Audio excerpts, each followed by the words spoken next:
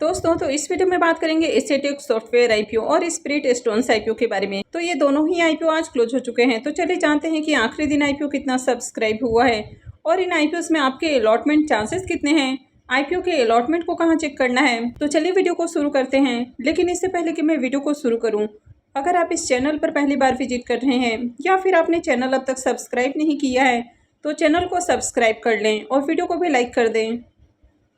तो पहले बात कर लेते हैं एसेटेक सॉफ्टवेयर इंडिया आईपीओ के बारे में। तो आईपीओ आज क्लोज हो चुका है। आईपीओ में बुकिंग प्राइस 59 है और 2000 शेयर्स का लॉट है। आईपीओ 23.01 करोड़ का है। तो ये ज़्यादा बड़ा आईपीओ नहीं है और ये एसएमई आईपीओ है। कंपनी एनएसई एसएमई के ऊपर लिस्ट होने वाली है। तो चलिए देख लेते हैं कि आखिरी दिन आईपीओ आज कितना सब्सक्राइब हुआ है। इस आईपीओ के फाइनल सब्सक्रिप्शन को देखें तो आखिरी दिन आईपीओ 621.25 टाइम सब्सक्राइब हुआ है। QIBs पोर्शन में आईपीओ 201.29 टाइम, HNIs पोर्शन में 1178.97 टाइम और रिटेल पोर्शन में आईपीओ 621.77 टाइम सब्सक्राइब हुआ है।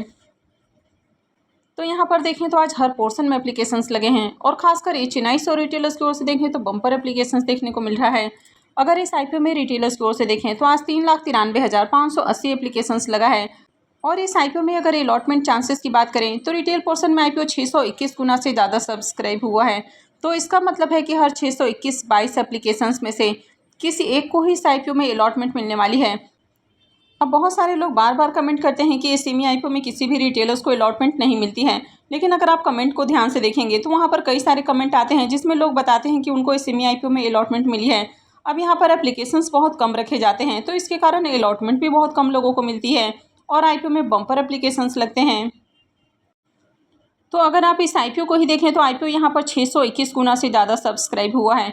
तो इसका मतलब है कि हर 621 में से किसी एक को आईपीओ में अलॉटमेंट मिलने वाली है। और यहाँ पर अगर रिजर्व एप्लीकेशंस को देखेंगे तो रिटेलर्स के लिए इस आईपीओ में मात्र 633 एप्लीकेशंस रिजर्व हैं, यानी कि रिटेल पोर्शन में 633 लोगों को ही अलॉटमेंट मिलने वाली है। और आईपीओ में जो एप्लीकेशंस लगे हैं वो 3,93,000 से भी ज़्यादा एप्लीकेशंस लगा है। तो आईपीओ में रिजर्व एप्लीकेशंस बहुत कम होते हैं और लाखों में एप्लीकेशंस लगते हैं। तो उसी तरह आईपीओ में अलॉटमेंट चांसेस बहुत कम हो जाते हैं क्योंकि यहाँ पर आईपीओ का साइज काफ़ी छोटा है और जो रिजर्व एप्लीकेशंस होते हैं वे भी बहुत कम होते हैं। आईपीओ का अलॉटमेंट 31 जुलाई यानी कि कल ही आईपीओ की अलॉटमेंट होने वाली है। रिफंड डेट 1 अगस्त है, क्रेडिट डेट भी 1 अगस्त है और आईपीओ की लिस्टिंग 2 अगस्त को होने वाली है। तो चलिए देख लेते हैं कि इसके अलॉटमेंट को कहाँ चेक करना है। इस आईपीओ का official registrar big share services private limited है। तो वीडियो के डिस्क्रिप्शन में मैं आपको इसका लिंक दे दूंगी, यहाँ से जाकर आप आईपीओ के अलॉटमेंट को चेक कर सकते हैं। इसके प्रीमियम को देखें तो इसका प्रीमियम 80 रुपीज़ के ऊपर ट्रेड कर रहा है। आईपीओ में 2000 शेयर्स का लॉट है तो आईपीओ से 1,60,000 रुपये करीब प्रॉफिट हो सकता है। इसके प्रीमियम को देखें तो इसका प्रीमियम 135% से भी ऊपर ट्रेड कर रहा है। तो प्रीमियम काफ़ी हाई प्राइस के ऊपर देखने को मिल रहा है। तो ऐसे में इस आईपीओ की भी लिस्टिंग 90% प्रीमियम के साथ हो सकती है और आईपीओ से बम्पर प्रॉफिट हो सकता है। तो आप में से किन किन लोगों ने इस आईपीओ में आज अप्लाई किया है तो कमेंट करके ज़रूर बताएं। और स्प्रिट स्टोन्स आईपीओ की बात करें तो ये आईपीओ भी आज ही क्लोज हुआ है। आईपीओ में बुकिंग प्राइस 87 है और 1600 शेयर्स का लॉट है। आईपीओ 50.42 करोड़ का है और ये भी एसएमई आईपीओ है। कंपनी एनएसई एसएमई के ऊपर लिस्ट होने वाली है। तो चलिए देख लेते हैं कि ये आईपीओ आज आखिरी दिन कितना सब्सक्राइब हुआ है। इस आईपीओ के भी फाइनल सब्सक्रिप्शन को देखें तो आईपीओ आखिरी दिन 185.82 टाइम सब्सक्राइब हुआ है। तो यहाँ पर भी बढ़िया डिमांड देखने को मिल रही है।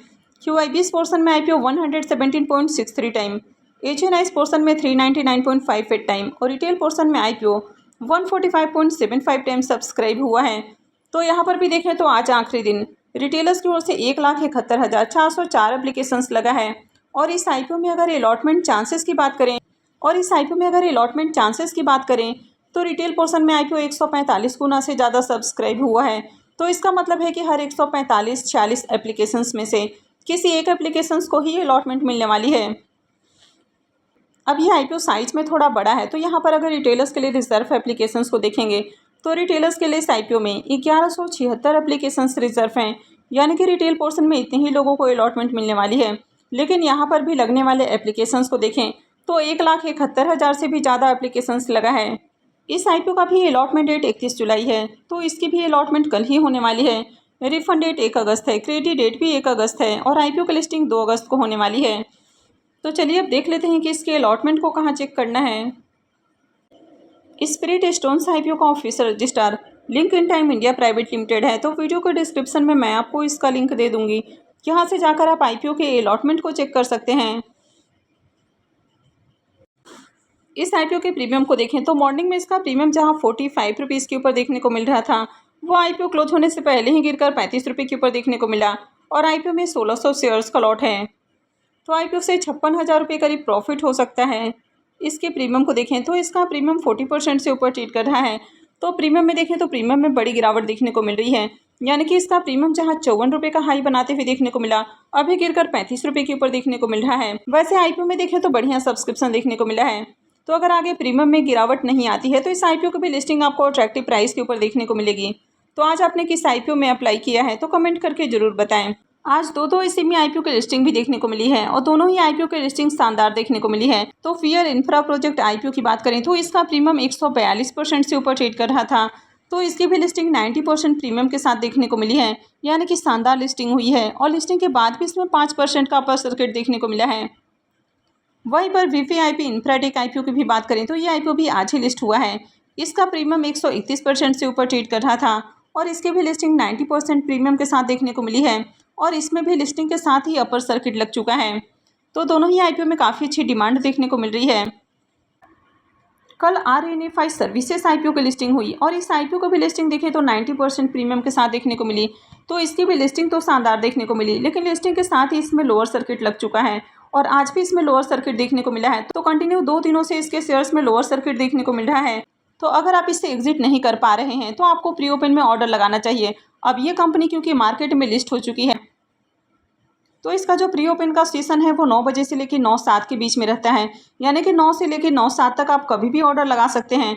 और प्री ओपन में जब भी आप ऑर्डर लगाते हैं तो आपको लिमिट प्राइस पे ऑर्डर लगाना होता है और अभी जो इसका करंट प्राइस चल रहा है तो उससे 5 से 10% नीचे के प्राइस पर आपको ऑर्डर लगाना है, ताकि जैसे ही मार्केट ओपन हो तो आपका जो ऑर्डर है वो एग्जीक्यूट हो जाए। तो सेल ऑर्डर हमेशा आपको लोअर प्राइस के ऊपर लगाना है, यानी कि जितना लो हो सके उतना प्राइस पर आप ऑर्डर लगा सकते हैं।